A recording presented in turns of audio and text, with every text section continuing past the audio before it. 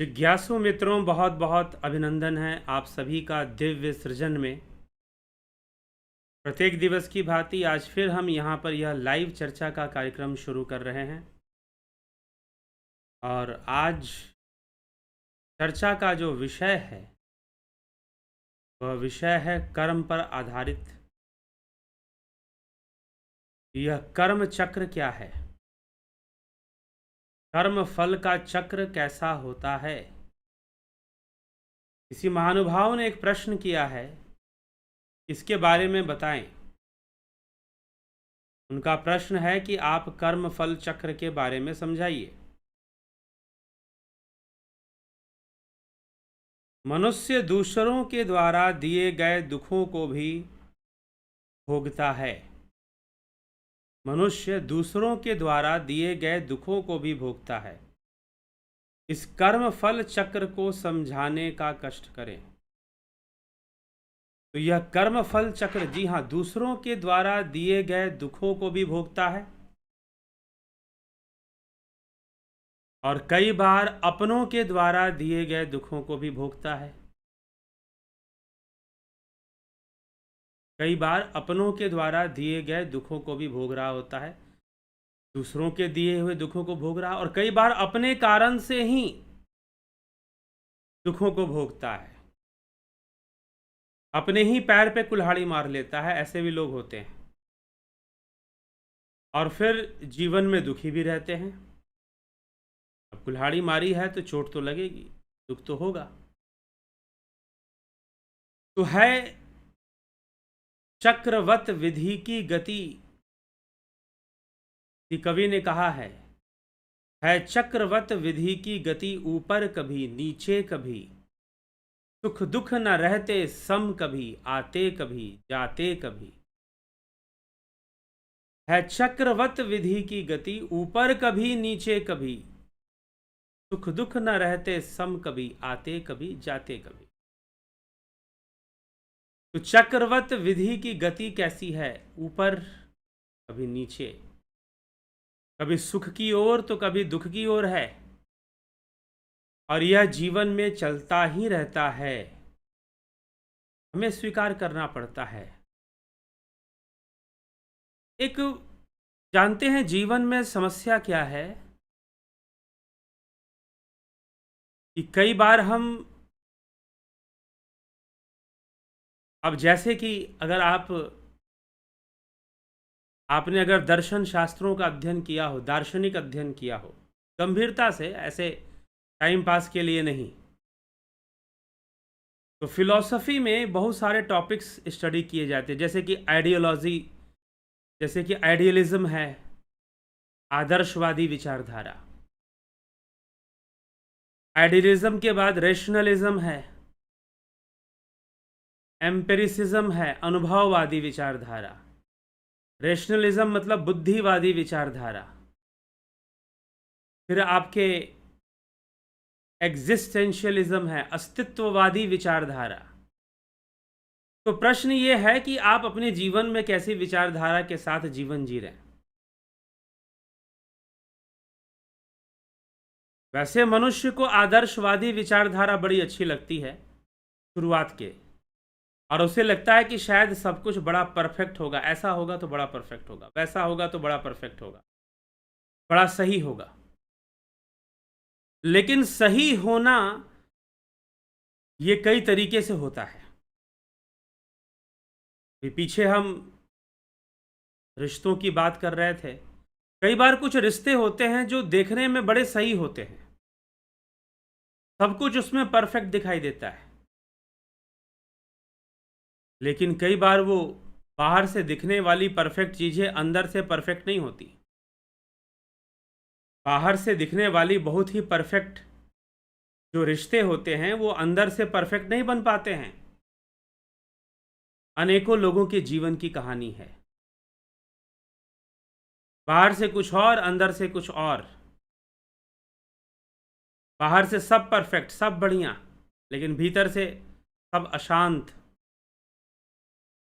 भीतर से दुख, व्याधि, बहुत कुछ हो सकता है। और कई बार ऐसे रिश्ते बनते हैं जो बाहर से देखने में परफेक्ट नहीं लगते कि भाई ये मामला जच नहीं रहा है, लेकिन भीतर से बड़ा संतोष, बड़ा सुख, बड़ा संतुष्टि ऐसा भी हो जाया करता है।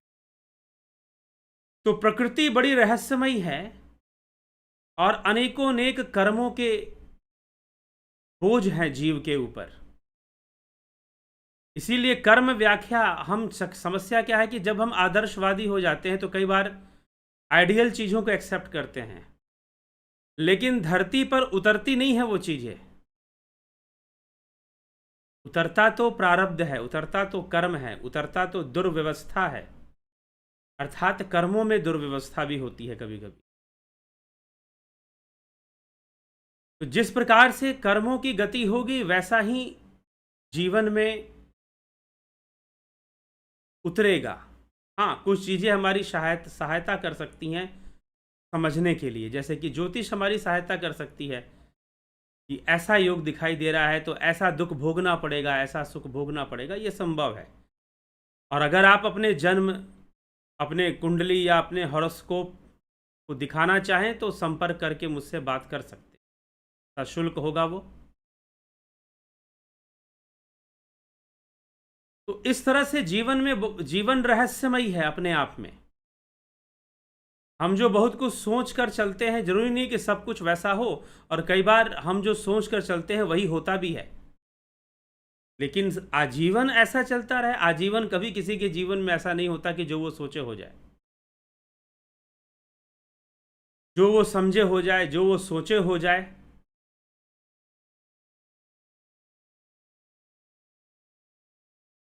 आजीवन नहीं होता। हाँ, लेकिन कुछ समय के लिए ऐसा हो सकता है कि जो आप सोचे वही हो जाए।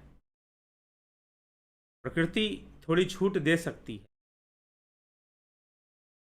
क्योंकि कर्मों पर आधारित सारी चीजें होती हैं, तो कर्म पे आधारित है सब कुछ।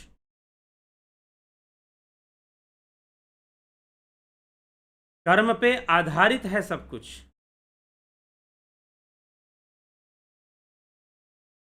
ये हमें समझना है। तो कर्म चक्र क्या है? कर्म फल का चक्र चलता है, कर्म करता है जीव। इसीलिए संत सूरदास जी की वाणी है कि कर्मण की गति न्यारी, उद्धव कर्मण की गति न्यारी, मूर्ख राजा राज करत है, पंडित फिरत भिखारी, उद्धव कर्मण की गति न्यारी। कर्मों की गति न्यारी होती है। जो कर्म होगा उसका फल प्राप्त होगा। क्या फल से बचा जा सकता है? जी नहीं, फल से बचा जा सकता है ऐसा तो संभव नहीं है। हाँ, प्रायश्चित के द्वारा थोड़ा सा उसे कम किया जाता है, तपस्या के द्वारा शुभ कर्मों का निर्माण किया जाता है, जिससे कि कर्मों की दिशा परिवर्तित हो जाती है।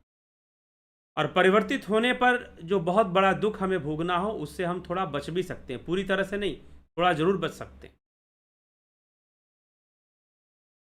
अगर प्रायश्चित कर ली जाए, तपस्या कर ली जाए, तो ऐसा फर्क पड़ सकता है, ऐसा बदलाव आ सकता है।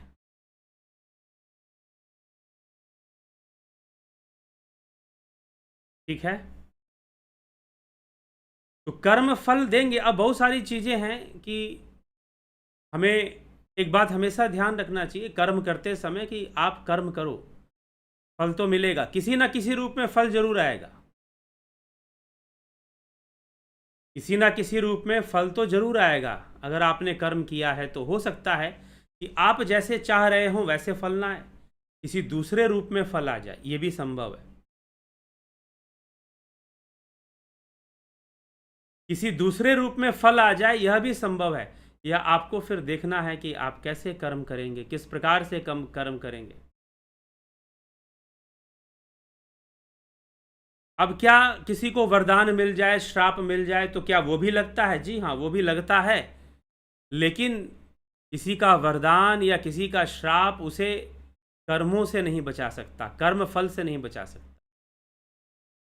मान लीजिए कि किसी के कर्म में गरीब होना लिखा है और उसे वरदान मिल गया अमीर होने का,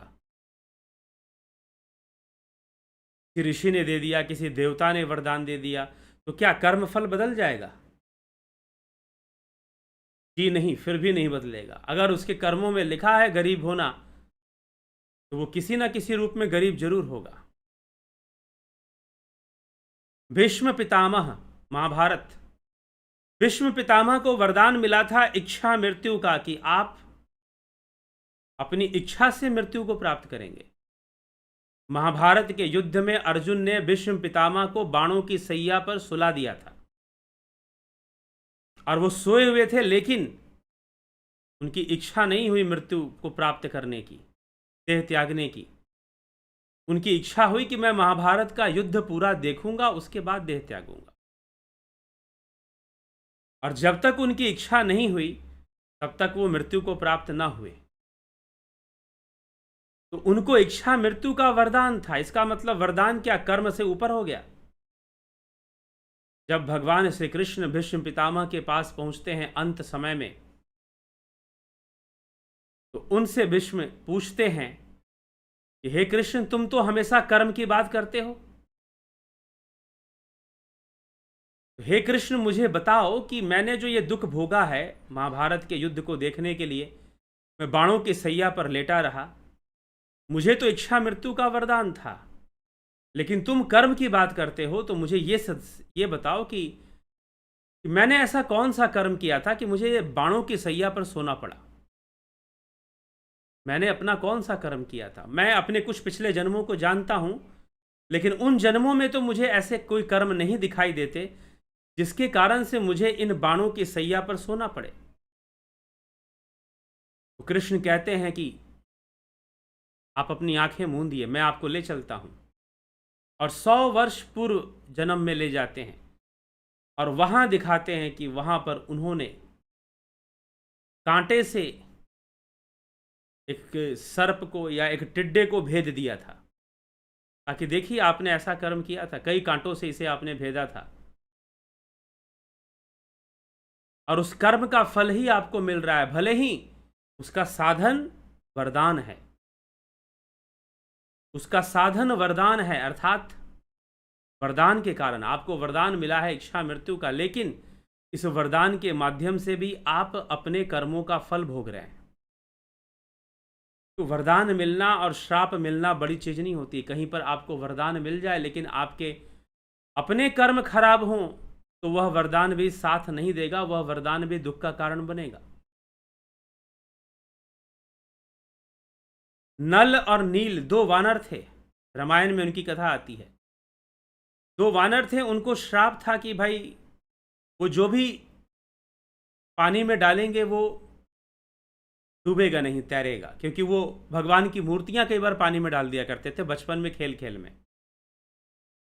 तो उन्हें ऋषियों ने श्राप दे दिया। अब मिला तो श्राप था, लेकिन श्राप वरदान बन गया। उनको अवसर मिल गया राम सेतु निर्माण करने का, और उनके द्वारा फेंकी गई जो पत्थर थी वो डूबती नहीं थी, और उसी से सेतु का निर्माण हो गया। राम सेतु का बहुत बड़ा निर्माण हो गया, राम सेतु बन गया। तो कर्मों की गति तो मिलेगी, कर्म तो आएंगे, कर्मों का फल तो भोगना पड़ेगा।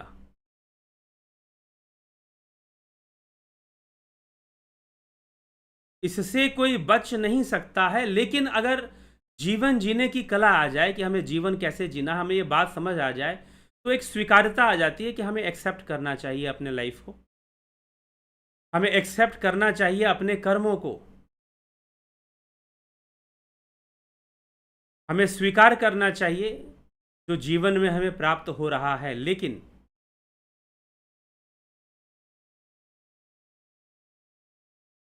बात सही है कि स्वीकार तो करना है, लेकिन साक्षी भाव से हम अगर स्वीकार करें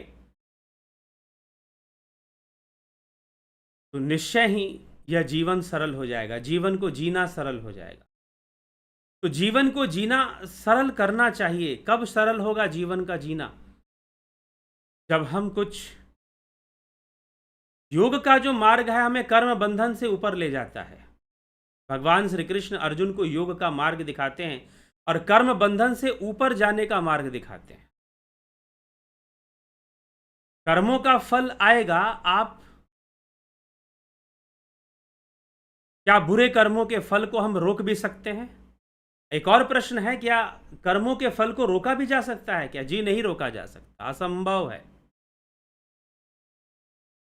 कर्मों के फल को नहीं रोका जा सकता, तो क्या इसका मतलब क्या जो बुरा हो रहा है उसे होने देना चाहिए? जी नहीं, वो भी नहीं। अगर ऐसा होता तो भगवान को महाभारत का युद्ध करने के लिए अर्जुन को वो प्रेरित क्यों करते? कर्म करने की प्रेरित क्यों करते? क्योंकि वास्तव में फल को रोकने का प्रयास नहीं, फल में अनासक्ति होनी चाहिए। फल में अनासक्ति होनी चाहिए। कई चीजें हमारे जीवन में पहले से फिक्स होती हैं, कर्मों के आधार पर, प्रारब्ध के आधार पर, लेकिन निरंतर सदकर्म में हमें लगे रहना चाहिए। कर्मों के फल के प्रति अनासक्त होकर उचित कर्मों को करने में लगे रहना चाहिए, क्योंकि इसके अलावा कोई विकल्प नहीं है। कर्म करने के अलावा कोई विकल्प नहीं है, कर्म तो आप करोगे।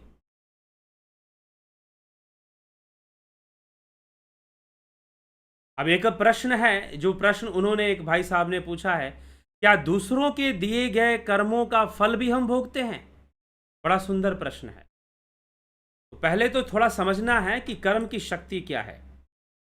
क्या दूसरों के द्वारा दिए गए दुखों को भी भोगता है मनुष्य? जी हाँ, दूसरों के द्वारा दिए गए दुखों को भोगता जरूर है, लेकिन जो दुख प्राप्त हो रहा है वो उसके ही कर्मों का फल है।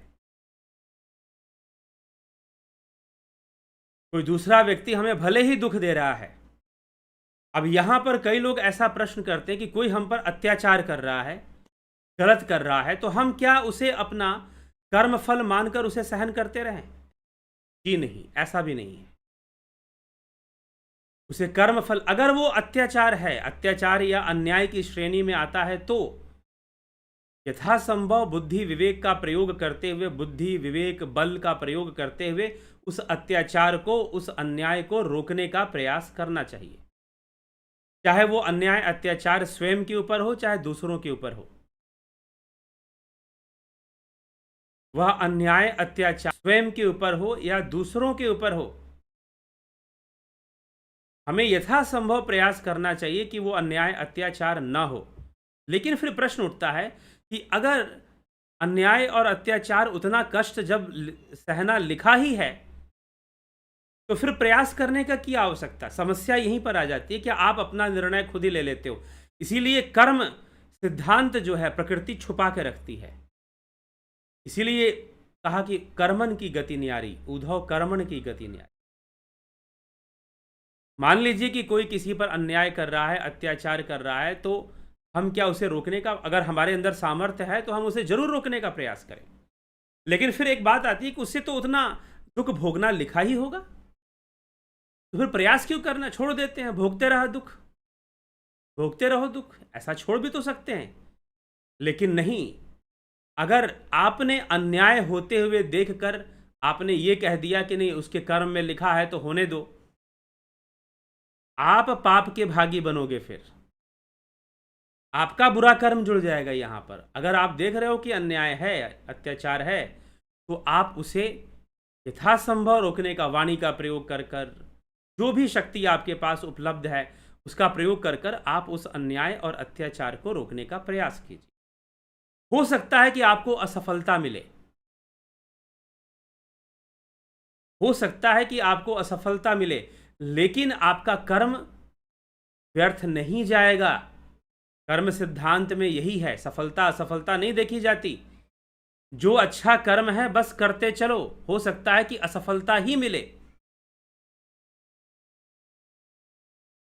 लेकिन कर्म तो अच्छा है ना, कर्म तो अच्छा है ना, तो फिर करते चलो। कर्म जब अच्छा है तो करते चलो, फिर प्रतीक्षा मत करो, आगे बढ़ते चलो। सफलता मिले चाहे ना सफलता मिले। अभी किसी ने मुझे फोन किया था, उन्होंने कहा कि मैं जब किसी को आध्यात्मिक बात बताती हूं या कहती हूं तो कोई मेरी बात नहीं सुनता, कोई मेरी बातों पर ध्यान नहीं देता, कोई मेरी बातों पर फोकस नहीं करता, कोई ध्यान नहीं देता मेरी बातों। मुझे बड़ी हताशा होती है, बड़ी निराशा होती है, बड़ी हताशा और निराशा होती है, ऐसा उनके मन में था। मैंने कहा कोई ध्यान दे चाहे न दे, इससे कोई फर्क नहीं पड़ता। आपने एक अच्छी प्रयास की है, आपने एक अच्छी प्रयास की है, लोगों को अध्यात्म से जोड़ने का काम किया है, लोक कल्याण का काम किया है, मानवता सेवा, मानव सेवा का कार्य आपने शुरू किया है, तो यह कार्य आपको करना ही चाहिए, भले ही कोई ध्यान न दे।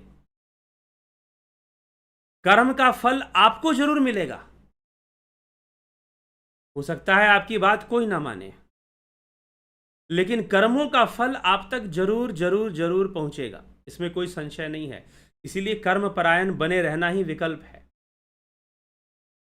और वो भी शुभ कर्मों का संकल्प लेना ही विकल्प है। हाँ, किसी के द्वारा दुख हमारे जीवन में आ सकता है वह भी कर्मों का ही फल। लेकिन कर्म सिद्धांत या कर्म शास्त्र जो है, मीमांसा शास्त्र जो है, ये प्रेरणा नहीं देता। अगर ये प्रेरणा देता तो कर्मकांड का सिद्धांत नहीं देता। ये प्रेरणा नहीं देता कि छोड़ दो। मैंने किसी एक बहुत बड़े मंच से, कोई बहुत बड़े गुरुजी थे, नाम नहीं लूंगा उनका, वो अपने मंच से कह रहे थे अपने शिष्यों को, या शायद उनके शिष्य लोग जो थे समझा रहे थे कुछ प्रवचन में, कि भाई, उनसे पूछा गया कि अगर ट्रेन में या कहीं पर कोई भिखारी आए तो हमें उसे दान देना चाहिए या नहीं देना चाहिए।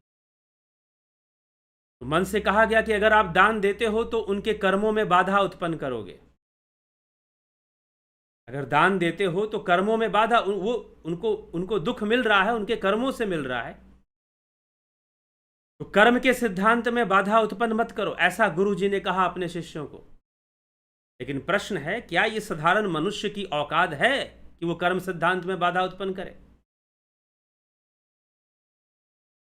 इतनी ताकत रखता है कि कर्म सिद्धांत में बाधा उत्पन्न कर दे? किसी भिखारी को दान दे देने से क्या कर्म सिद्धांत में बाधा उत्पन्न हो जाएगी? अरे उस भिखारी को भी उतना ही मिलना है जितना उसके कर्म में है, चाहे आप दो चाहे ना दो। हाँ, अगर आप देते हो तो आप अपना पुण्य अर्जित करते हो।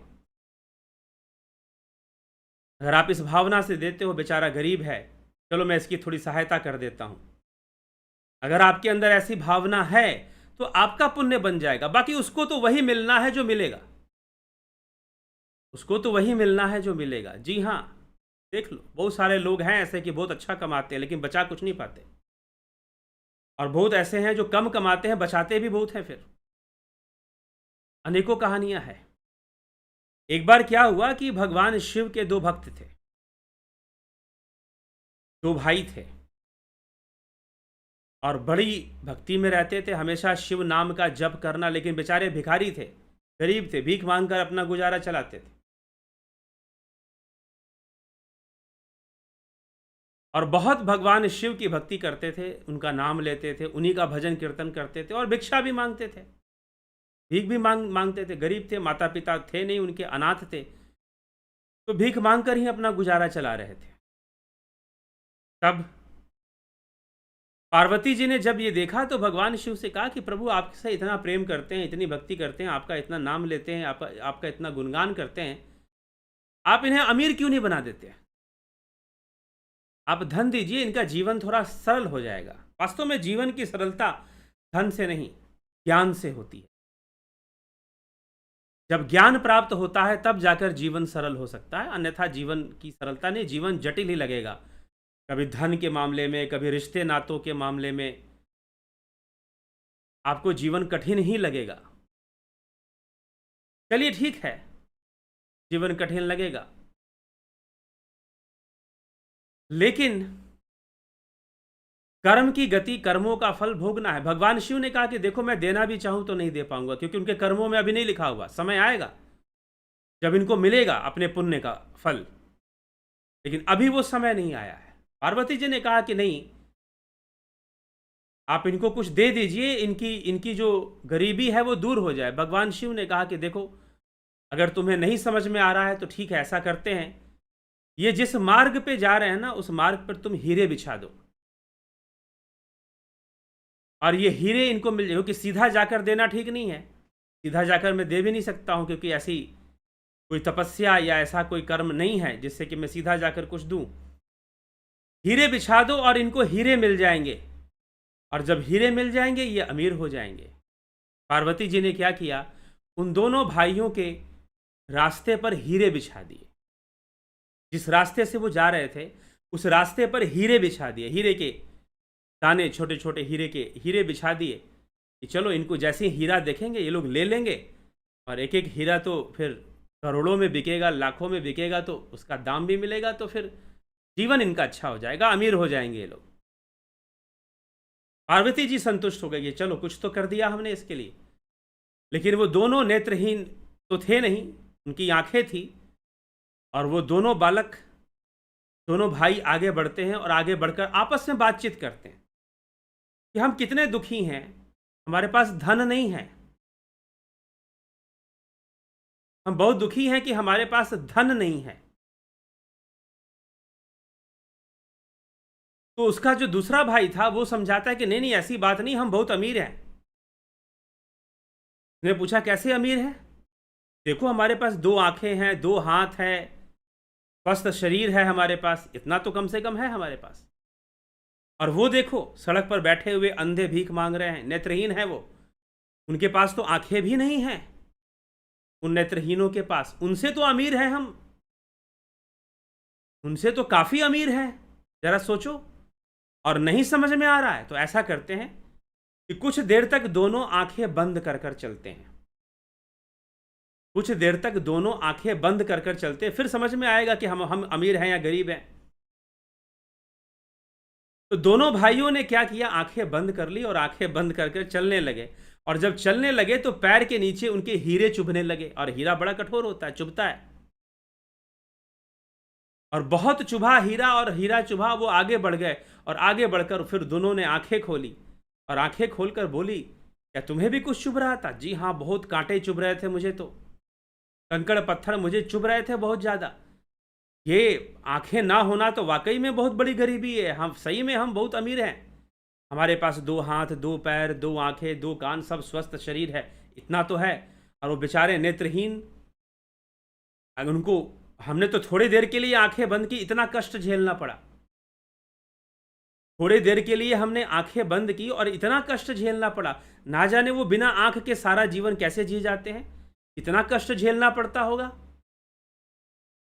बेचारे हीरो पर पैर रखकर चले गए, लेकिन हीरा उन्हें मिल नहीं पाया। लेकिन मन में सद्भावना तो है ना, विचारों के धनी है, धन के धनी तो नहीं थे, लेकिन विचारों के धनी थे। नकारात्मक भावना को दूर कर दिया। आप योगी हैं, सबसे पहला योगी यही बनना है कि विचारों का धनी बनना है, विचारों से अमीर बनना है, सोच से अमीर बनना है, सोच से गरीब नहीं बनना। फिर प्रकृति धीरे धीरे आपसे वो कर्म करवाएगी जिससे कि आपका शुभ होगा, आपका कल्याण होगा। लेकिन मनुष्य भ्रमित होकर अत्यधिक सुखी होने के चक्कर में बहुत कुछ करने लग जाता है, और सोचता है कि हम बहुत चालाक हैं। लेकिन इस प्रकृति के सामने सब पंगु बनते हैं, सब झुकते हैं, सबको झुकाना पड़ता है। कोई कितना भी अपने आप को चालाक समझ ले, और कोई कितना भी अपने आप को सोचे कि हम ऐसे कर लेंगे, वैसे कर लेंगे, जाओ कर लो। प्रकृति के दरबार में कोई माफी नामक चीज नहीं होती है, जो किया है वो मिलता है। इसलिए कई बार लोगों के जीवन में लगता है कि छप्पर फाड़ के मिलता है, और कई बार लगता है कि चमड़ी उधेड़ कर ले लेती है, सब कुछ छिन जाता है, सब कुछ नष्ट हो जाता है, सब कुछ खत्म हो जाता है, ऐसी अवस्थाएं भी बन जाती हैं।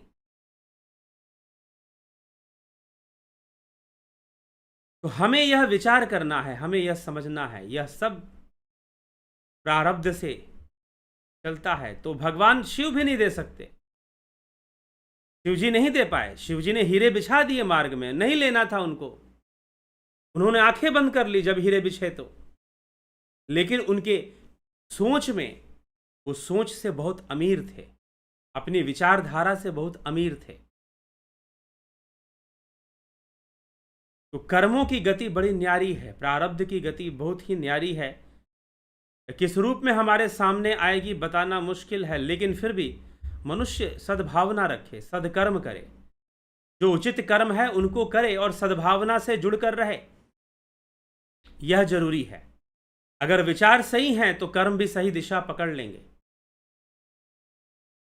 अगर विचार गलत हैं तो स्वतः ही गलत दिशा में कर्म भी चले जाएंगे और फिर उन कर्मों का फल भोगना पड़ेगा। तो शिव जी ने कहा कि देखो पार्वती, इन दोनों को मिलेगा अपने पुण्य का फल, लेकिन अभी समय है, अभी हम इनको कुछ देंगे भी तो इनको मिलेगा नहीं, क्योंकि सब कुछ उस प्रकृति के गुणों के वशीभूत तो ही तो चल रहा है। जितना दुख भोगना है भोगना है। फर्क कितना है कि ज्ञानी भोगे ज्ञान से, अज्ञानी भोगे रोए रोए। अज्ञानी सिर पटक पटक कर रो रो कर भोगेगा और ज्ञानी जो है उसे थोड़ा साक्षी भाव से देखेगा, थोड़ा दृष्टा भाव से देखेगा। भोगना तो उसको भी है, दुख आएगा लेकिन भोगना तो उसको भी है। तो साक्षी भाव से, दृष्टा भाव से देखकर ही वह आगे बढ़ेगा। तो ज्ञान होना जरूरी है, अनुभव होना जरूरी है।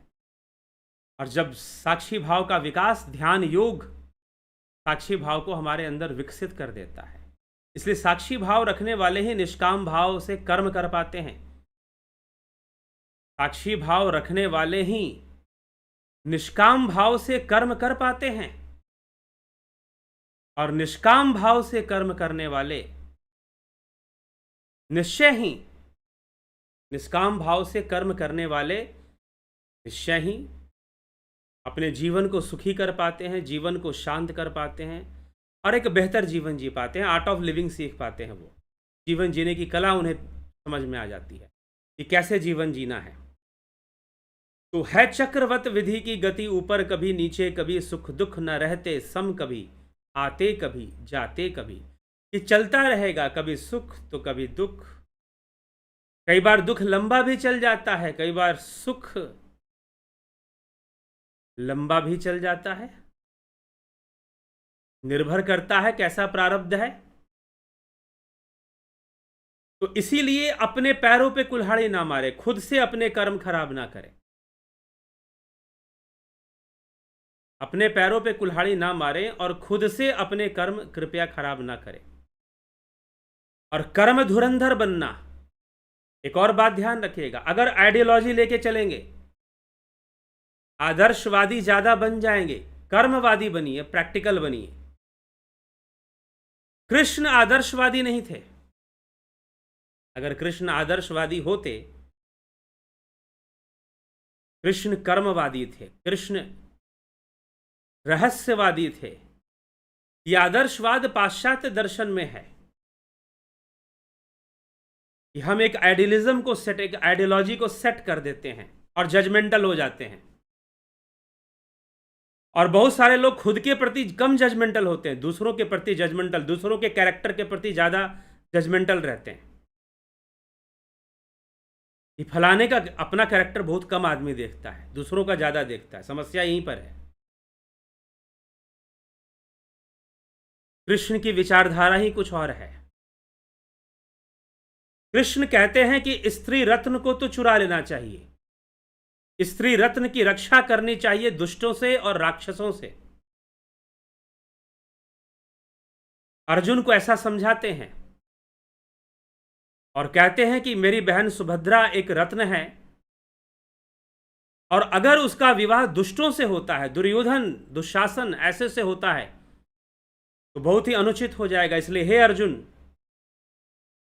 तुम सुभद्रा से विवाह कर लो, उसका हरण कर लो। ये कृष्ण है। कृष्ण जबरदस्ती का आदर्श नहीं थोपते, ये कृष्ण की विशेषता है। कृष्ण को मानते हो ना आप लोग?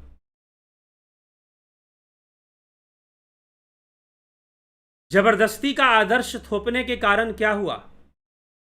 द्रौपदी का चीरहरण हुआ। सब आदर्शवादी हैं बेचारे, जितने सभा में बैठे हुए लोग हैं ना, सब आदर्शवादी हैं, लेकिन फिर भी द्रौपदी का चीरहरण हो रहा है।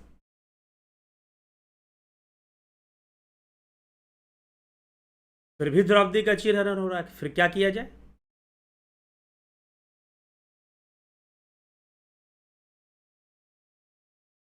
तो इसीलिए कई बार आइडियलिज्म जो है बहुत नुकसान कर सकती है। आदर्शवादी बनना कई बार बहुत नुकसान की चीज़ हो सकती है, लेकिन समस्या क्या है कि हम सब लोग चाहते हैं कि लाइफ में सब कुछ परफेक्ट परफेक्ट हो। ऐसा होता नहीं है। कई बार बाहर से दिखने वाले परफेक्ट रिश्ते अंदर से बहुत ही इम्परफेक्ट होते हैं, और कई बार लगता है कि इम्परफेक्ट सा दिखाई दे रहा है, लेकिन अंदर से बहुत संतुलित होता है। अब योगियों का जीवन, साधु ऋषियों का जीवन देख लीजिए भाई। जंगल में रह रहे हैं, तपस्या कर रहे हैं, इनके जीवन में भला क्या सुख? इनके जीवन में भला क्या सुख? क्या सुख हो सकता है? लेकिन पता नहीं उनके जीवन में कुछ ऐसा सुख जो संसार का मनुष्य कभी अनुभव ही ना कर पाए, वो ऐसे सुखों को भी भोगने लग जाते हैं। तो इसीलिए यह बात समझना है कि प्रकृति के अंदर चीजें बड़ी रहस्यमय, जीवन अपने आप में बहुत रहस्यमय है। Life is a very mysterious thing. जीवन बहुत ही रहस्यमय है। इसीलिए इस जीवन को जीने का सबसे सुंदर तरीका क्या है?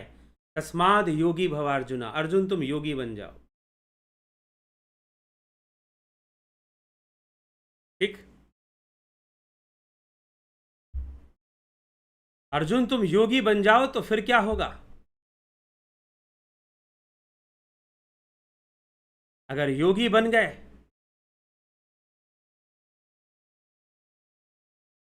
तो तुम्हारा जीवन सुधर जाएगा।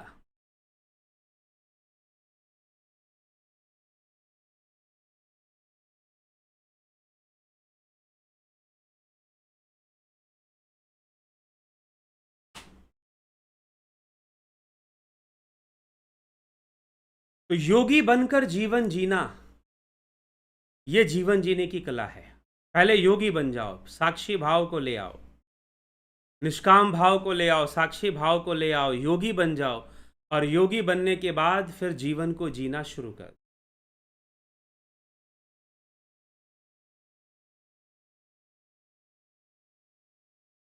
ठीक? तो जीवन जीना, जीवन के लिए यही सबसे फॉर्मूला क्या है लाइफ की? यही फॉर्मूला है जो भगवान कृष्ण अर्जुन को फॉर्मूला दे रहे हैं।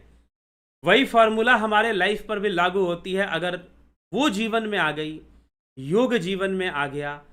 इसीलिए मैंने कहा कि सच्चा प्रेम क्या, आत्मा से प्रेम कर लो, शायद वही सच्चा प्रेम हो सकता है। हाँ ठीक है, अच्छे रिश्ते हो सकते हैं, अच्छे रिलेशंस हो सकते हैं, इसमें कोई संशय नहीं है। लेकिन प्रेम की पराकाष्ठा मात्र आत्मज्ञानियों के लिए ही संभव है, योगियों के लिए ही संभव है। तो ये जीवन अपने आप में बहुत रहस्यमयी है। जब हम इसमें बहुत ज्यादा चीजें ढूंढने लग जाते हैं तो कई बार ऐसी चीजें हैं, जैसे कि मान लो कोई पानी हो और पानी के अंदर बहुत सारी चीजें, कौड़ियां हो, पैसे हो, हीरे हो, पत्थर भी रखे हों। तो किसी ने हाथ डाला तो पत्थर मिला, किसी ने हाथ डाला तो हीरा मिला, किसी को हीरा मिल गया, किसी को पत्थर मिल गया। आदमी सोचना, आदमी पजल हो जाता है लाइफ को लेकर। कई लोग मुझे मिलते हैं, कई युवा मिलते हैं 30-35 साल की उम्र में, इतने पजल हो जाते हैं कि भाई ये क्या चीज़ है, जीवन क्या चीज़ है, उन्हें समझ में नहीं आ रहा। पढ़ाई की, लिखाई की, अच्छी नौकरी की, फिर भी पता नहीं कैसे कैसे सिचुएशंस क्रिएट हो जाते हैं। पढ़ाई और नौकरी तक तो लग रहा था कि भाई पढ़ाई कर ली और अच्छी जॉब मिल गई, बस लाइफ सेट। इंजीनियरिंग कर लिया, डॉक्टर बन गए, लाइफ तो बिल्कुल, अब तो कोई दिक्कत आनी नहीं चाहिए। उसके आगे की कोई प्लानिंग ही नहीं बताता। आपको बचपन से यही प्लानिंग दिया गया कि आपको डॉक्टर इंजीनियर बन जाना है या कुछ पढ़कर अच्छा नौकरी कर लेना है, और उसके आगे बस लाइफ चलेगी, नॉर्मल चलेगी। लेकिन नॉर्मल नहीं चलती, बहुत उथल पुथल फिर भी हो जाता है, बहुत उथल पुथल फिर भी हो जाता है, बहुत सारी चीजें फिर भी हो जाती हैं। और वो सोचता है कि ये क्या। पीछे हमने सुना था कि कुछ वर्षों पहले एक आईएएस अधिकारी ने आत्महत्या कर ली थी। तो आईएएस अधिकारी बनने के बाद क्यों आत्महत्या? एक फिल्म स्टार ने आत्महत्या कर ली थी, क्यों हत्या? इतना पैसा, इतनी दौलत, इतनी शोहरत होने के बाद भी आत्महत्या क्यों?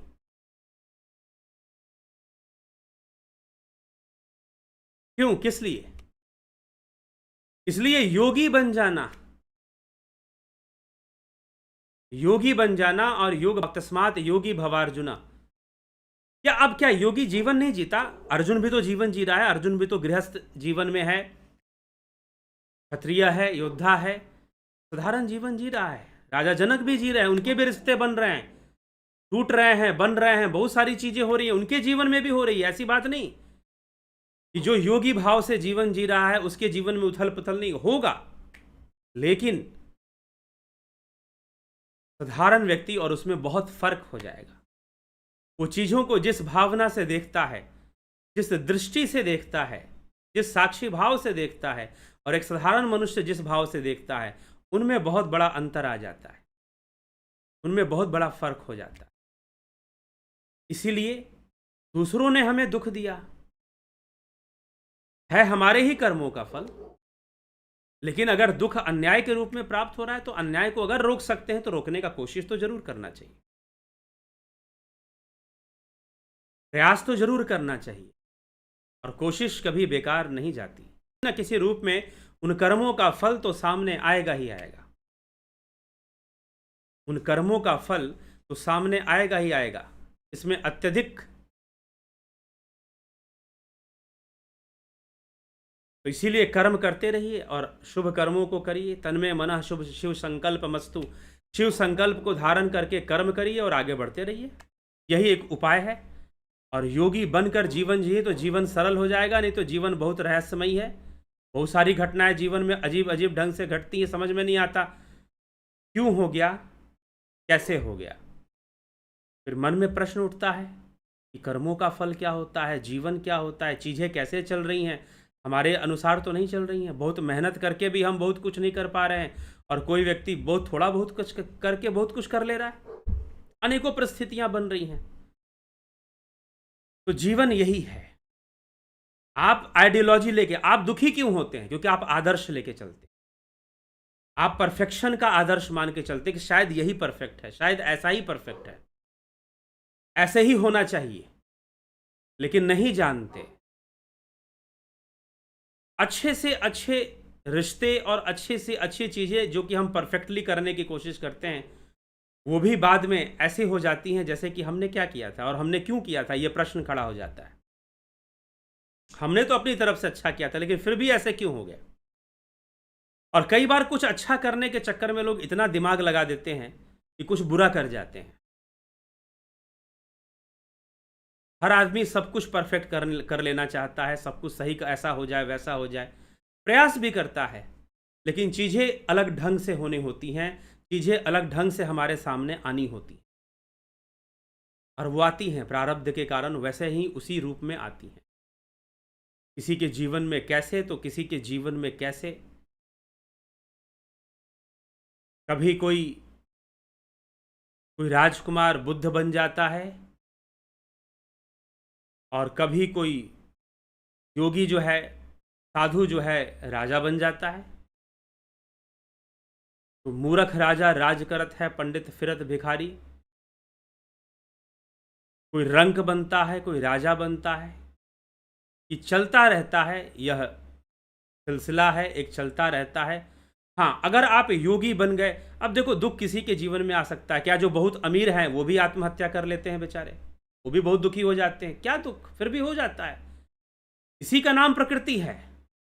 आप ये समझिए कि आप अपने जीवन में जितना भी परफेक्ट सिचुएशन अपने लिए सोच सकते हैं, सोच लीजिए। ऐसा हो जाएगा, मैं ऐसा करूंगा, वैसा करूंगा, और सारी चीजें परफेक्ट हो जाएंगे। लेकिन यह प्रकृति फिर भी आपको दुख देगी। तारकासुर ने वरदान मांग लिया कि शिव पुत्र के अलावा कोई मुझे मार ना पाए, क्योंकि वो जानता था कि शिव का पुत्र होगा नहीं। शिव तो तपस्वी हैं, समाधि में बैठे हैं, क्या वो विवाह करने कभी जाएंगे नहीं वो? उनको अब तारकासुर को क्या पता कि पार्वती जी की तपस्या से प्रभावित होकर शिव समाधि तोड़कर विवाह करने निकल पड़ेंगे। अब ये तारकासुर ने सोचा भी नहीं था, उसकी कल्पना के बाहर था, और उसे लग रहा था कि मैं मरूंगा ही नहीं, अब तो आजीवन हमेशा जीवित ही रहूंगा, मैं अमर हो जाऊंगा। लेकिन नहीं, भगवान कार्तिकेय का जन्म हुआ, तारकासुर का वध हुआ। तो आप परफेक्ट से परफेक्ट सोच लो, परफेक्ट से परफेक्ट तैयारी कर लो, ये प्रकृति आपके परफेक्ट से परफेक्ट को भी बिगाड़ने का ताकत रखती है। वो ऐसे सिचुएशन क्रिएट कर देगी कि सब कुछ अच्छा होते हुए भी सब कुछ बुरा होने लग जाए। और कई बार लोग सब कुछ अच्छा करने के चक्कर में गलत कर्म भी कर लेते हैं, अपने आप को चालाक समझकर, ज़्यादा स्मार्ट समझकर बुरे कर्म भी कर देते हैं। फिर ऐसा भी कई बार हो जाता है, उसका भी रिजल्ट फिर सामने आना होता है। तो कई तरीके से कई चीज़ें सामने आती हैं। ठीक, इसीलिए जीवन रहस्यमयी है। जीवन को अगर अच्छे से जीना है तो भगवान श्री कृष्ण ने जो मंत्र दिया है, तस्माद योगी भवार्जुना, अर्जुन तू योगी बन जा, योगी बन जाओ, आत्मज्ञान के मार्ग पर चलो और साक्षी भाव से जीवन को जियो। जियो जीवन को, जो भी है उसे स्वीकार करते जाओ, मिलेगा बहुत कुछ। और अच्छे कर्मों को भी करते जाओ, अच्छे कार्यों को भी करते जाओ, बहुत कुछ प्राप्त होगा। ठीक है, लेकिन योगी बनकर, साक्षी भाव से, दृष्टा भाव से जीवन को इस तरह से देखते हुए अपने आप को अलग कर लो इस संसार से, साधना में रत कर लो, ध्यान योग में रत कर लो और फिर अलग भी कर लो। फिर देखो, फिर बीत रहा है, बहुत सारी चीजें सामने से निकल रही हैं। जीवन नदी के समान है, जैसे नदी में पड़ा हुआ एक पत्थर, एक शिला अपने ऊपर से जाते हुए नदी की धार को देख रहा है। बहुत कुछ जा रहा है, कभी उसके ऊपर से कोई मृत शरीर जा रहा है, डेथ बॉडी जा रही है, कभी फूल जा रहे हैं ऊपर से, कभी लकड़ी का कोई टुकड़ा बहते हुए जा रहा है। वो सबको देख रहा है, फूलों को भी देख रहा है, डेथ बॉडी को भी देख रहा है, बस देख रहा है जो बीत रहा है। जो जीवन जो है पानी की धार के समान निकल रहा है, नदी की धार के समान निकल रहा है, रुकता नहीं है, ये चल रहा है, चलते जा रहा है, चलते जा रहा है। हमें भी बस इसको साक्षी भाव से, दृष्टा भाव से देखना है। बहुत सारी परिस्थितियां बनती हैं, अनेकों तरह से बनती हैं, अनेकों प्रकार से बनती हैं। अगर वो दृष्टा भाव आ गया, अगर वो योगी भाव आ गया, तस्माद योगी भव अर्जुन, जो भगवान कृष्ण अर्जुन से कहते हैं, यदि वो योगी भाव आ गया तो जीवन जीना सरल हो जाएगा। नहीं तो कभी कुछ, कभी कुछ, कभी बहुत अच्छा आ जाएगा तो हमको लगेगा शायद सब कुछ अच्छा ही अच्छा होगा और हम सब कुछ अच्छा ही अच्छा कर लेंगे और हम बड़े चालाक हैं कि जो हम कर लेंगे। तो मनुष्य कई बार ऐसी दुविधा में, अपने ही मन के जाल में वो फंस जाता है,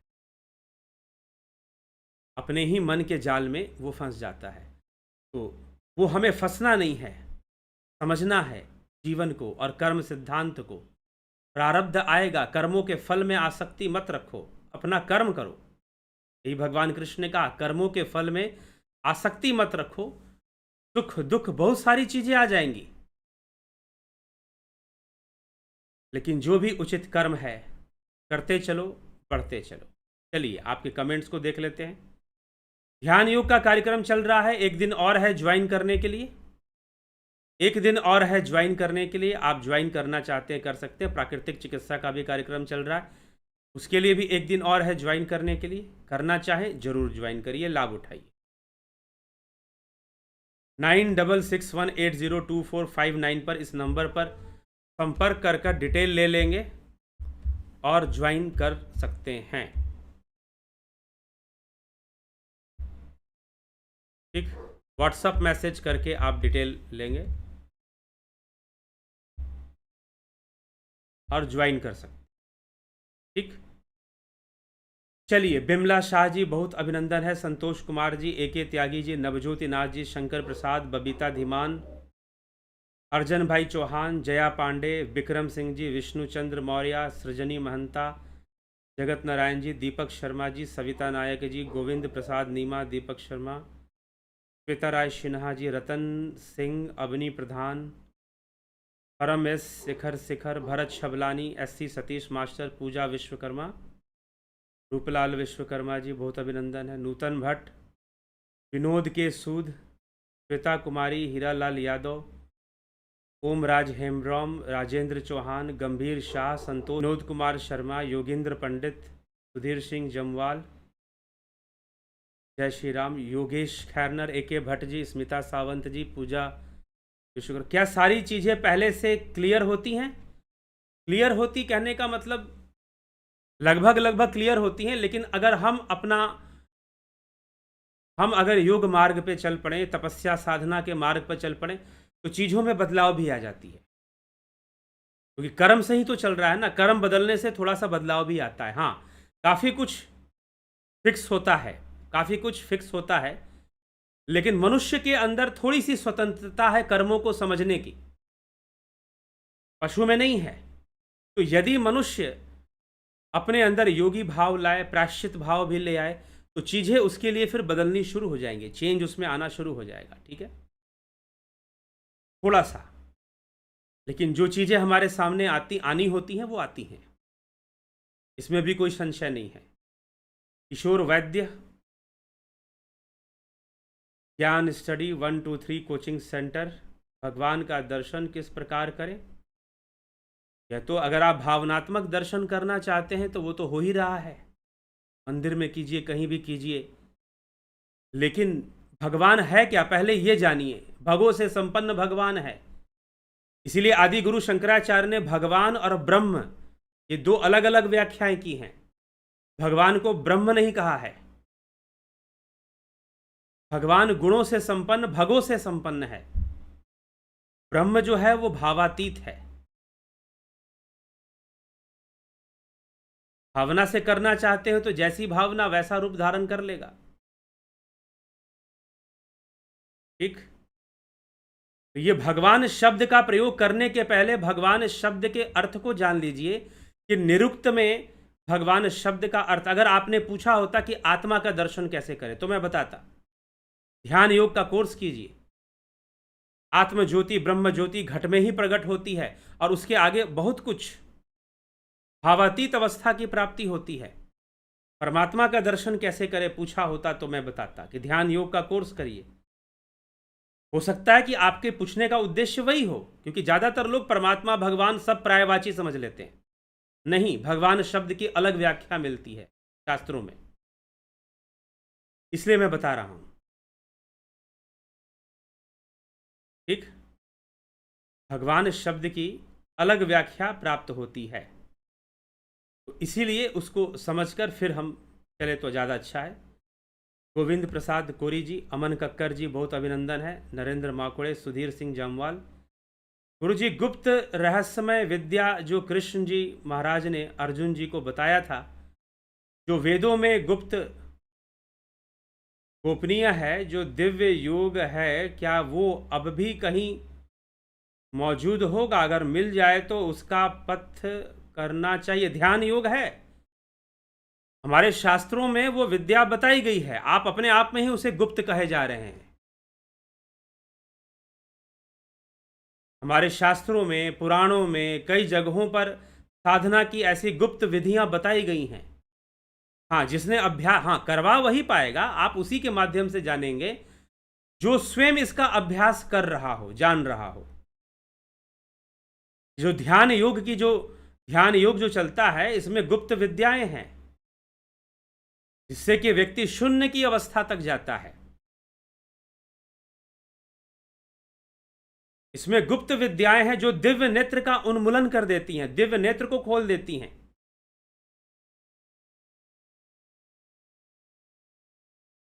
ठीक, यह ध्यान योग के अंतर्गत नाद ध्यान की क्रिया, नाद ध्यान का अभ्यास कराया जाता है। विचार एकदम भावातीत, विचारातीत, विचार शून्य अवस्था में ले जाया जाता है। गुप्त विद्या है, आज भी है, अभ्यास करने की जरूरत है। आकाश मजुमदार गुरु जी सब बोलते हैं कि काशी को मोक्ष नगरी कहते हैं। काशी में लोग मरने से मोक्ष मिल जाता है, और अपने के वीडियो में कहते हैं कि आत्मा अनुभूति बिना मोक्ष नहीं।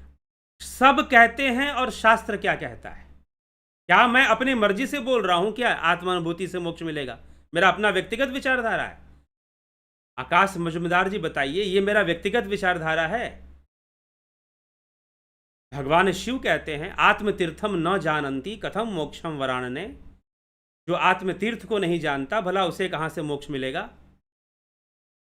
तो सब क्या बोलते हैं, मैं क्या कहता हूं, इन सभी बातों से इंपॉर्टेंट यह है कि शास्त्र क्या कहते हैं।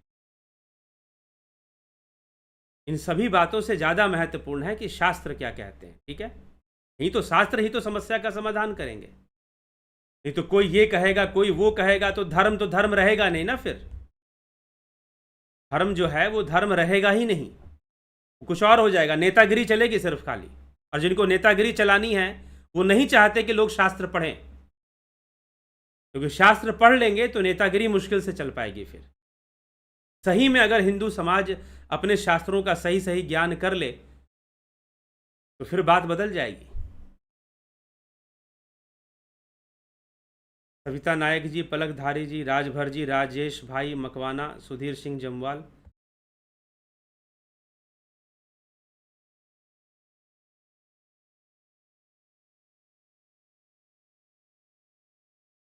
ठीक, गुप्त से भी गुप्त, जिसमें अति गोपनीय बार तालाब है, जो भगवत गीता में भी नहीं है। अरे आप कहोगे, मैं क्यों मानूंगा इसको? मुझे मानने की ये पर्सनल बात आप कर ही क्यों रहे हैं कि क्या आप मानोगे? और वो कौन सा शास्त्र हो सकता है? गुरुजी कृपा करो। और क्या गुप्त से गुप्त कौन सा शास्त्र? बहुत सारे शास्त्र हैं। मूल शास्त्र हमारे समझा रहे हैं गुप्त विद्याओं को। अगर आप कुछ विशेष गुप्त जानते हैं तो आपको शुभकामना है, आप जानिए और सफलता को प्राप्त कीजिए। ठीक है, बाकी शून्य से आगे क्या हो सकता है? उस ब्रह्म से आगे क्या हो सकता है? उस ब्रह्म से आगे कौन सा गुप्त आप ढूंढ के लाएंगे?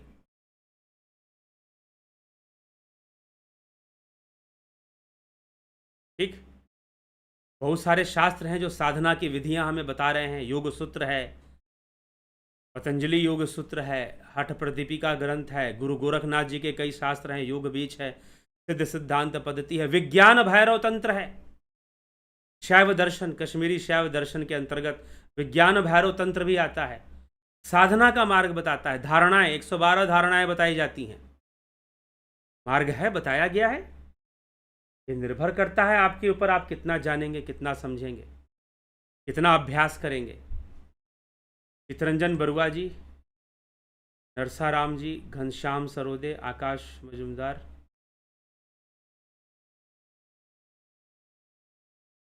किसी के ना चाहते हुए शिव जी या कोई गुरु जी, किसी के ना चाहते हुए कोई किसी को मोक्ष नहीं देता। राकेश गुप्ता जी, पवन कुमार गुप्ता जी, आपका दिया ज्ञान विशेष अनुभव होता है जिससे जीने की कला आ जाती है। जी हाँ, जीने की कला ही तो आनी चाहिए, जीने की कला आना ही जरूरी है। राम प्रकाश विधाते, बानवीर गिरवार जी, एक योगी की जीवनचर्या कैसी होनी चाहिए? देखिए, योगी की जीवनचर्या कैसी होनी चाहिए उससे पहले यहां पर फिर आप आइडियोलॉजी पे जा रहे हैं, आदर्श पे जा रहे हैं। आइडियोलॉजी पे मत जाइए, क्योंकि योगी बहुत विचित्र चीज होता है। अगर जीवन रहस्यमयी है तो योगी भी रहस्यमयी होता है। ठीक है, तो आइडियोलॉजी जहां आ जाएगी वहां पर प्रैक्टिकलिटी अपने आप खत्म हो जाती है। अस्तित्ववाद वहां खत्म हो जाएगा, बुद्धिवाद वहां खत्म हो जाएगा, जहां आप आदर्श को थोपना शुरू कर देंगे। तो योगी का जीवनचर्या कैसी होनी चाहिए, इससे ज्यादा जरूरी यह है कि योगी की समझ कैसी होनी चाहिए, योगी का माइंड सेट कैसा होना चाहिए। वो अपने माइंड सेट से योगी हो, ना कि मात्र प्रैक्टिस से। दिनचर्या में वो अपने आप को योगी बना रहा है। अभी हम लोग सुबह सुबह 5 बजे ध्यान योग करते हैं। जी हाँ, योगी को भी करना चाहिए, प्रातःकाल ध्यान योग करना चाहिए, स्नान करना चाहिए, सात्विकता बना के रखना चाहिए। ये सारी बातें कही जा सकती हैं, लेकिन सच्चाई यह है कि योगी वो है जो सात्विक ना हो, बल्कि सतोगुण, तमोगुण, रजोगुण का संतुलन जिसके अंदर हो, इन तीनों गुणों का संतुलन हो, वो योगी है। मात्र सात्विक है, मात्र सात्विकता का पालन कर रहा है, तो उसके योगी होने में, हाँ, प्रदर्शन में योगी आएगा। 4 लोग उसको माला पहनाएंगे, 4 लोग उसको गुरुजी बोलेंगे, 4 लोग उसका सम्मान करेंगे, प्रदर्शन में योगी हो सकता है। लेकिन वास्तव में योगी बनना तो वो राजा जनक वाली बात है। वो योगी नहीं दिखते थे, सुखदेव मुनि को बड़ा संशय हुआ कि भला ये आदमी योगी कैसे हो सकता है और ये मेरा गुरु कैसे हो सकता है, ये तो राजपाट में लिप्त है। तो योगी होना वास्तव में दिनचर्या होता ही नहीं है। योगी होना, अर्जुन को जो योग सिखा रहे हैं भगवान कृष्ण, क्या कह रहे हैं कि सुबह सुबह स्नान करो और ध्यान लगा के बैठो। कोई दिनचर्या दिया कृष्ण भगवान ने? हाँ, एक नियम दिया कि संतुलन में जीवन जियो, आहार विहार संतुलन में रखो। बहुत अधिक खाने वाला, बहुत कम खाने वाला, बहुत अधिक सोने वाला, बहुत कम सोने वाला या ना सोने वाला, इन लोगों से योग सिद्धि नहीं हो सकती। इन लोगों से कभी योग सिद्धि नहीं हो सकती। तो एक योगी की जीवनचर्या वास्तव में उसके अंदर एक समझ पैदा होनी चाहिए संसार के प्रति, जो समझ हमारे शास्त्र दे रहे हैं, अपनी साधना से, अपने ज्ञान से एक समझ पैदा होनी चाहिए। इसलिए सबसे ज़्यादा महत्वपूर्ण है अभ्यास, साधना का अभ्यास। जिन लोगों ने भी ध्यान योग का कोर्स किया है उनके लिए सबसे ज़्यादा, अगर वो चाहते हैं कि हमें जीवन के रहस्य समझ में आए और हमें जीवन समझ में आए, ध्यान योग पर समय दीजिए। ध्यान योग करिए, जीवन अपने आप सरल लगना शुरू हो जाएगा। अपने आप प्रकृति अपने रहस्यों को प्रकट करेगी। जो ध्यान योगी होते हैं उनके सामने प्रकृति अपने रहस्यों को प्रकट करती है। अगर आप निरंतर अभ्यासरत हैं ध्यान योग में, तो अनेकों रहस्य आपके सामने प्रकट होंगे, जीवन के रहस्य प्रकट होंगे। तो अभ्यास महत्वपूर्ण है, अभ्यास करना जरूरी है। और आपकी योग साधना से वातावरण भी बदलता है, आपके परिवार के लोग भी उससे प्रभावित होते हैं। जो आपसे जुड़ेगा वही प्रभावित होता चला जाएगा। अगर आपकी साधना वैसी हो गई हो, अगर आपने वैसा अभ्यास कर लिया हो, तब।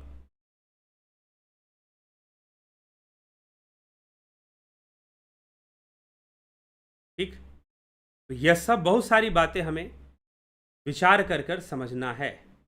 तो पहले समझ पैदा हो जाए, फिर दिनचर्या, फिर जीवनचर्या। अपने आप योगी को निष्काम भावना से कर्म करना चाहिए, लेकिन सारे कर्तव्यों की पालना भी करना चाहिए, जैसा अर्जुन से कहा जा रहा है कर्तव्य पालना के लिए।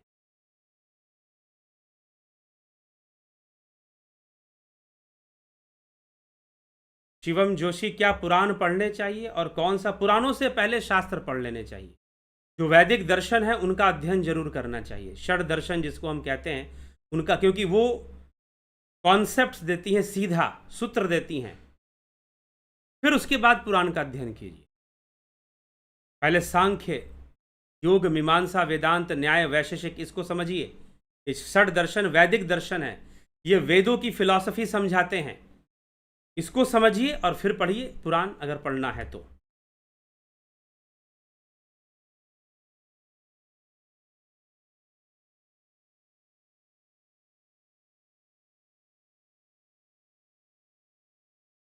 गुरुजी, अगर सब कुछ परमात्मा का स्वरूप है तो क्या एक से ज़्यादा स्त्रियों के साथ इनको भगवत स्वरूप समझकर अपना प्रेम प्रकट कर सकते हैं? जब सब कुछ परमात्मा का स्वरूप है तो कोई स्त्री रहेगी ही नहीं।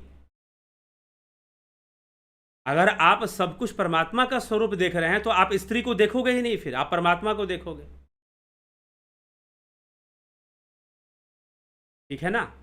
और परमात्मा इंद्रियों का विषय नहीं है। परमात्मा जो है वो इंद्रियों का विषय नहीं है। फिर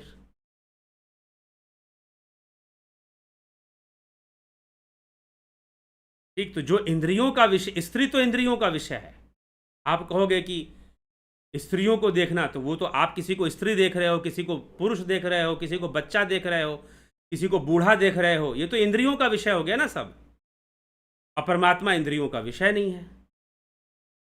मेरा वेदांत ग्रंथ पढ़ने में मन नहीं लगता, तो ये तो बीमारी है, रोग है ये, अगर मन नहीं लगता। तुलसीदास जी कहते हैं वो व्यक्ति बीमार है जिसको सत्संग में मन न लगे, जिसे शास्त्र चर्चा में मन न लगे, बीमार है। जो न सुनई हरि गुण गाना, श्रवण रंध्र यही भवन समाना। सांप के बिल के समान उसके कान है। जो न करई राम गुण गाना, जीह सो दादुर जीह समाना, कि उसके जो जिह्वा है वो मेंढक की जिह्वा के समान है। तो अगर आपको वेदांत में मन न लगे तो समझिए कि बीमारी है। अभी थोड़ा सा उस बीमारी ठीक होगी तो फिर मन लगेगा। वेदांत में मन न लगे तो सांख्य पढ़िए, योग पढ़िए, पतंजलि का योग दर्शन बहुत ही रोमांचित कर देने वाला है। पतंजलि का योग दर्शन बहुत ही रोमांचित कर देने वाला है। योग पढ़िए।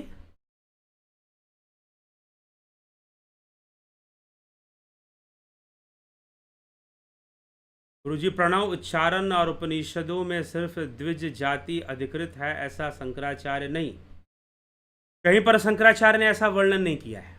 और रामानुजाचार्य तो खुद ऐसे जो द्विज नहीं थे उनके घर में बैठकर भोजन करते थे। रामानुजाचार्य ने ही जो भक्ति क्रांति लाई थी वो जाति प्रथा के विरुद्ध में थी। कहीं पर उन्होंने लिखा हो, उनके साहित्य में लिखा हो तो मुझे नहीं पता, लेकिन आदि गुरु शंकराचार्य के साहित्य में तो नहीं मिलता। ठीक है।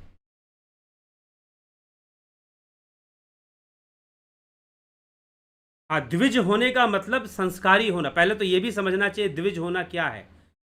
ब्रह्म यास्क मुनि निरुक्त शास्त्र के अनुसार, यास्क मुनि के द्वारा निरुक्त शास्त्र के अनुसार जो लिखित है, ब्रह्म जानती इति ब्राह्मण, जो ब्रह्म को जान लेता है वो ब्राह्मण है। जन्मना जायते शूद्रो संस्कारात द्विज उज्जते, जन्म से तो सभी शूद्र हैं, लेकिन जिनके संस्कार हो गए, जो संस्कारित हो गए, जो सुसंस्कृत हो गए, वो फॉर्मेलिटी वाला संस्कार नहीं, कर्मों में जिनके संस्कार आ गया है, कर्मों में जिनके संस्कार आ गया, जो सुसंस्कृत हो चुके हैं, वो द्विज हो जाते हैं। और जो ब्रह्म को जान जाते हैं वो ब्राह्मण हो जाते हैं। यास्क मुनि निरुक्त शास्त्र ये कहता है।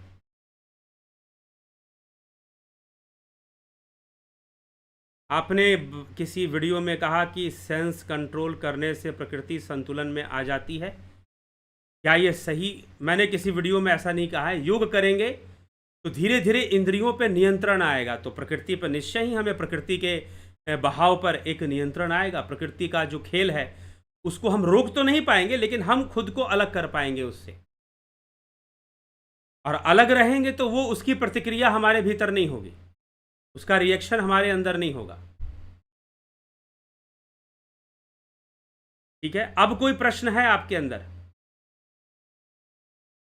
आपको कौन सा दर्शन पसंद है? मुझे तो सब पसंद है। तो सब अपना अपना विषय देते हैं। न्याय तर्क का विषय देता है, वेदांत का विषय ब्रह्म है, सांख्य का विषय सृष्टि है, योग का विषय कैवल्य है, समाधि है, वैशेषिक का विषय तत्व है, न्याय का विषय वाद विवाद है, तर्क है। तो अपने विषय के अनुसार हर दर्शन में मेरी रुचि है। आपको कौन सा दर्शन पसंद है? सारे ही पसंद है जी, सारे ही पढ़े हैं।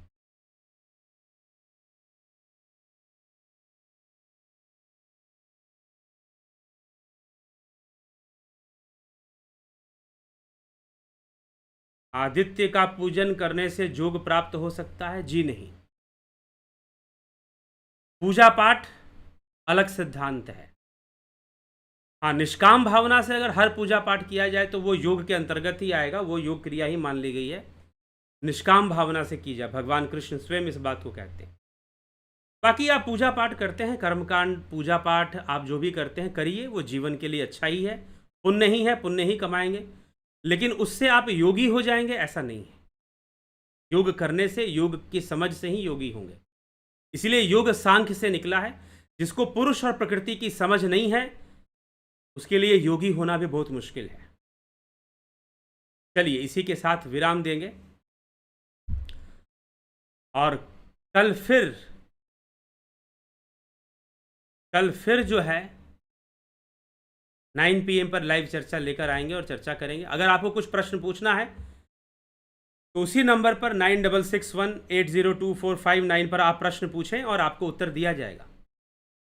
आपको फिर आज किसी ने प्रश्न पूछा था तो उसी पर मैंने ये वीडियो बनाया, चर्चा लेकर आए उसी विषय पर। तो आप अगर प्रश्न पूछते हैं तो व्हाट्सएप मैसेज पे प्रश्न पूछ लीजिए, आपको हम